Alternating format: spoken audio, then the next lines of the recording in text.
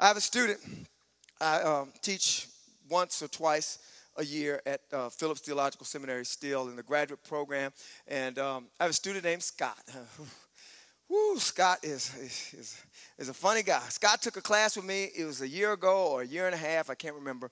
And Scott earned a B in my class. And Scott didn't like that. He didn't want a B. He said. So he called me, actually Facebooked me or something like that, to ask me why did he get a B and would I consider rereading his paper and reconsidering his grade. I said, Scott, I ain't rereading your paper. I read the paper one time. That was enough, right? And I'm not reading your paper anymore. So Scott issued a challenge. He said, I'm going to get an A in your class. He said, before I graduate from Phillips Theological Seminary, I'm going to earn an A in your class, Dr. Owens. I said, okay, Scott, whatever. And I hadn't seen Scott in a long time. So this past semester, I taught a course on religion and the civil rights movement. And so I'm rushing into class, trying to get there, and I'm getting there a little early and arrive at the class, and there's one student sitting in the class with his laptop already out. So, good morning, Dr. Owens. I said, oh, Lord.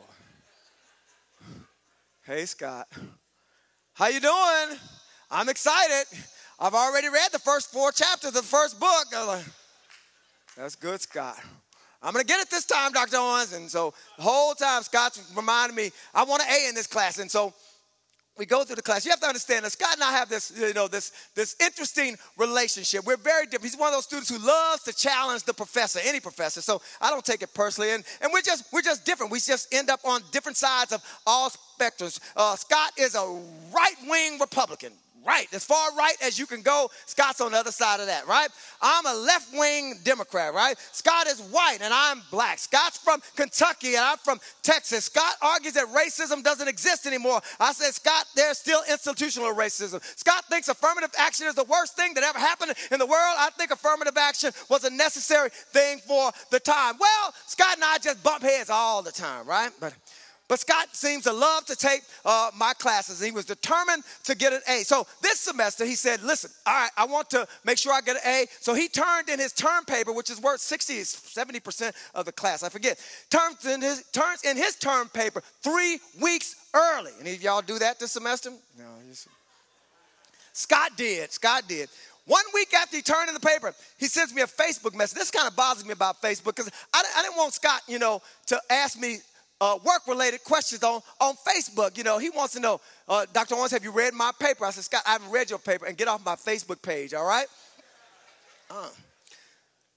Week later, I know you're busy, but have you had time to read my paper? Scott, if you do not leave me alone, I really want an A now. Now, Dr. Owens, don't play with me. You know how I get. I get a little anxious and everything, so he sends me all kinds of mail to the church. And Scott just always got something to say. So, I get to the end of the semester. I get all the papers, and it's Friday, the day the grades are due. And I'm literally reading the papers, and I see on Facebook a pop-up. Facebook has that thing where they can see that you're online, and they can just talk to you instantly. Scott takes advantage of that feature. He says, Dr. Owens, what's my grade? I said, Scott, the grades are due at 5 today. You'll know your grade on Monday. They'll be released from the registrar. I'm sorry, Lord have mercy. So I wake up Monday morning, drinking my coffee, and I get up really early, 5 in the morning, so I'm drinking coffee, and I let my computer go onto my Facebook page, and I get this little smiley face. It's Monday. Scott.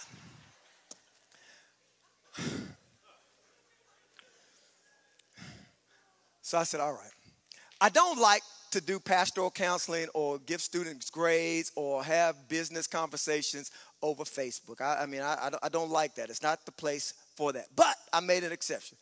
I said, all right, Scott, A-. Boy, I just start blowing up my little Facebook. You are the best professor in all the world, and I love you, Dr. Owens, and I can't wait to take your class. Scott even said, I'm going to visit your church in October, and if you want me to, I'll preach. I said, no, Scott. No. You don't invite yourself to preach at my church. But here's the point. Even when I was reading Scott's paper, in the back of my mind, I could not help but think about the fact that this boy really wanted an A. And so I don't even know if he really had an A paper, but in my mind, I was saying, I want Scott to get an A, right? There's something about your eagerness, right, that creates a sense of high expectation for yourself, which others will recognize, and they're often reinforced for you. When people see that you have high expectations for yourself, they will treat you like somebody who has high expectations, and they will evaluate you more favorably